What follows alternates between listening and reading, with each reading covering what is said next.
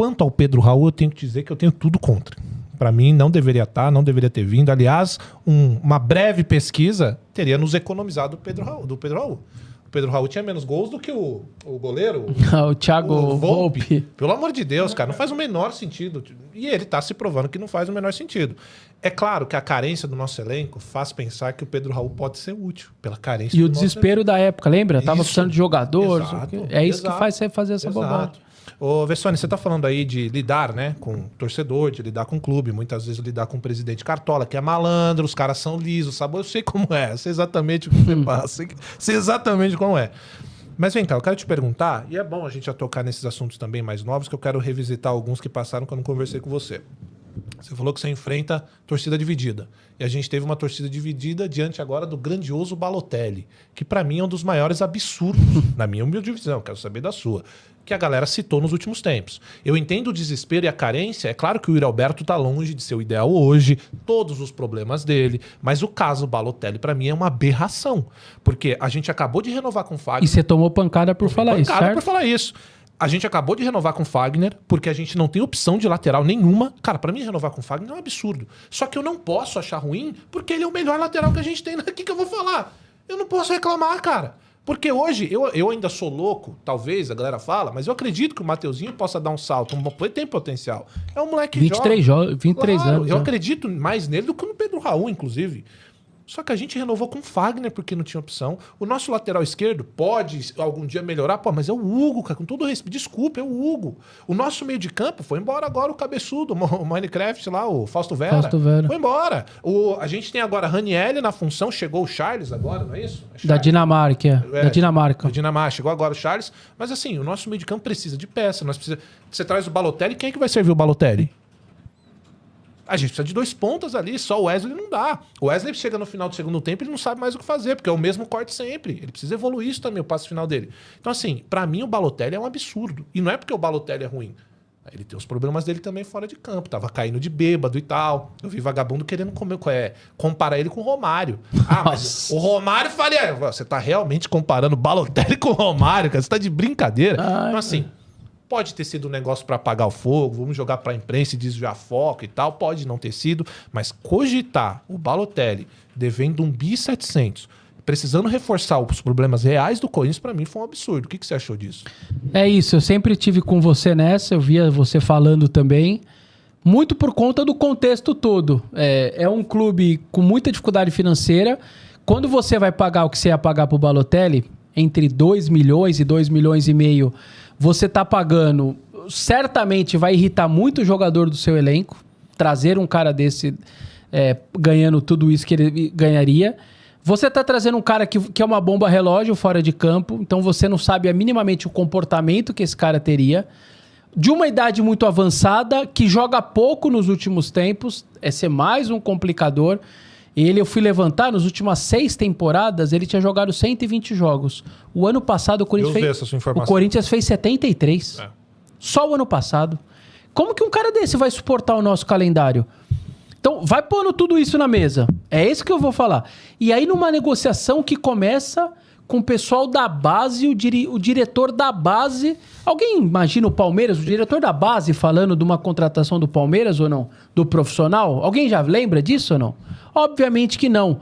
E aí o diretor da base, em on, que a gente chama, né? Que é dando uma entrevista sem ser em off, ele falando lá pro site Goal, não, vamos pagar tanto, ele tá pedindo 2 euros e por mês, e por ano, mais 3 de luva, não sei o quê. Peraí, gente, que mundo que eu tô aqui? Você tem um presidente, um CEO, um diretor financeiro, o executivo de futebol, o treinador, e quem vai falar é o diretor da base. Você percebe? Fazendo tudo, coloca tudo isso na mesa, não fazia o menor sentido. Mas então você gosta do Yuri Alberto. Não, vamos discutir outra coisa. É sempre esse o argumento. É a mesma coisa de sempre. Fora que você está gastando, Cross, com o terceiro centroavante. Você gastou 100 milhões com os dois. Não deveria ter gastado 25 no Pedro Raul, 12 de euros no Yuri Alberto. Você junta tudo isso, dá quase 100 milhões só de econômico. Isso é outra coisa. Mas a vida como ela é, neste momento, você tem 2 centroavantes, custaram 100 milhões de reais, os dois, e você vai trazer um terceiro.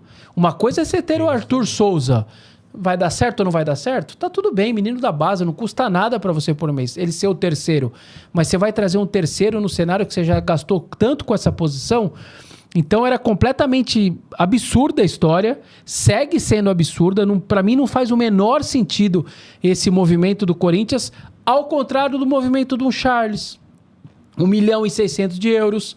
Cara, o momento do Corinthians é esse. Alex Santana, ele é reserva do Atlético. Você vai tirar o Christian, titular do Atlético Paranaense, que é um clube que um dívida zero, é 8 a 10 de euros. Você tem 8 a 10 de euros? Você não tem. Então você traz o Alex Santana, o reserva dele. São movimentos mais compatíveis. O André Ramalho, não conheci ele. Beleza, tem 12 anos de Europa, 32 anos, uma idade ainda ok. Não gastou, acabou de contrato. É esse tipo de movimento que o momento do Corinthians pede. Mas quando você é contra um Balotelli, você vira anti. As pessoas acham que você não gosta do clube, que você não torce pelo Corinthians, porque você simplesmente ponderou tudo isso que a gente acabou de falar. Tem 10 itens em cima da mesa, 9 meio contrário, porque o meio é só a sua ilusão que vai dar tudo bem, que ele vai deitar e rolar no futebol brasileiro.